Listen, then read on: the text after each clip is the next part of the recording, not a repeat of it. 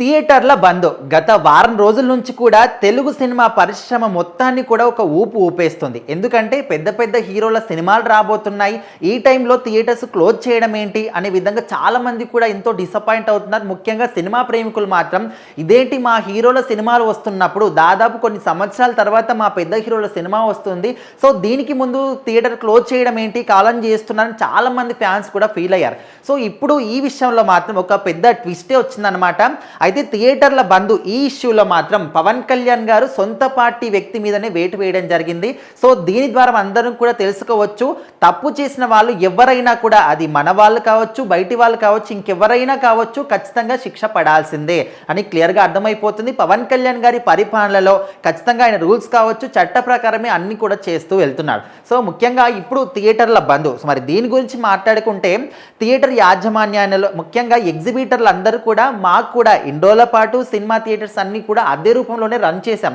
So okay, but ఇప్పటి నుంచి మాత్రం మాకు అద్దె వద్దు, మాకు కూడా సినిమాలో కొన్ని షేరింగ్ కావాలి, ప్రాఫిట్ షేరింగ్ కావాలి, ఒక పర్సంటేజ్ కావాలి అనే విధంగా మాట్లాడుతున్నారని చెప్పేసి ఇష్యూ బయటకు వచ్చింది. సో ఇప్పుడు ఏంటంటే 30కి భైరవం సినిమా కావచ్చు, దాని తర్వాత జూన్ 12కి పవన్ కళ్యాణ్ గారి హరిహర వీరమల్లు సినిమా కావచ్చు, ఇలా పెద్ద పెద్ద సినిమాలు అన్నీ కూడా, ఆ తర్వాత ఇంకా పెద్ద సినిమాలు ఉన్నాయి. సో ఇలాంటి క్రమంలో థియేటర్స్ క్లోజ్ చేస్తే ఏ విధంగా ఉంటుంది? సో మధ్యలో కొంతమంది రాజకీయ నాయకులే, అంటే ఎవరైతే ప్రతిపక్షం అని అనుకుంటున్నారో, సో అలాంటి వాళ్ళు ఏమైనా చేయించారేమో, వాళ్ళ హస్తం ఉందేమని కూడా చాలామంది అనుకున్నారు. సో ఇప్పుడు ముఖ్యంగా జనసేన పార్టీకి సంబంధించినటువంటి ఒక వ్యక్తి ఇదంతా కూడా చేశాడు అని చెప్పేసి దిల్ రాజు గారు మాట్లాడడం జరిగింది. సో ఇలాంటి ఇష్యూని రైజ్ చేసి ఇంత పెద్ద ఇష్యూ కావడానికి ఖచ్చితంగా కారణం ఈ వ్యక్తి అనే విధంగా దిల్ రాజు గారు చెప్పారు. సో ఈయన గోదావరి జిల్లాలకు సంబంధించినటువంటి వ్యక్తి, జనసేన పార్టీకి సంబంధించినటువంటి వ్యక్తి, రాజమండ్రికి సంబంధించిన ఒక ఇన్ఛార్జ్ అనమాట.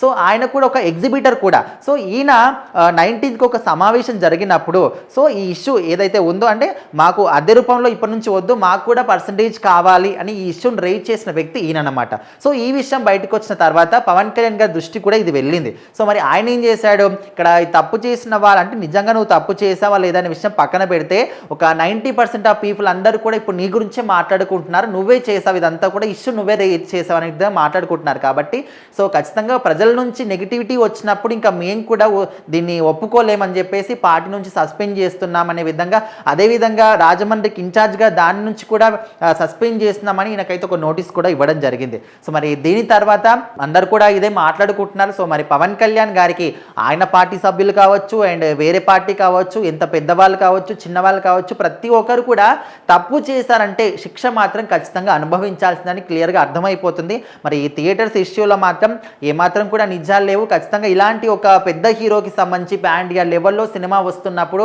థియేటర్స్ క్లోజ్ చేస్తామంటే ఖచ్చితంగా వాళ్ళకు కూడా నష్టాలు మిగులుతాయి. ఎందుకంటే ఇలా పవన్ కళ్యాణ్ గారి సినిమా వస్తుందంటే థియేటర్స్ కావచ్చు, అండ్ ఆయన క్రేజ్ కావచ్చు, ఫ్యాన్స్ కావచ్చు, ఏ విధంగా హల్చల్ చేస్తారు, ఏ విధంగా హౌస్ఫుల్స్ అవుతాయో కూడా అందరికీ తెలిసిందే. సో మరి ఆయన సినిమా క్లోజ్ చేసుకుంటామంటే ఖచ్చితంగా వాళ్ళకే నష్టం వస్తుంది. కాబట్టి క్లోజ్ చేస్తారని కూడా ఎవరు అనుకోరు. యథావిధిగా సినిమా రిలీజ్ అవుతుంది, ఖచ్చితంగా సక్సెస్ఫుల్గా గ్రాండ్గా సినిమా మాత్రం మంచి విజయం సాధిస్తుంది.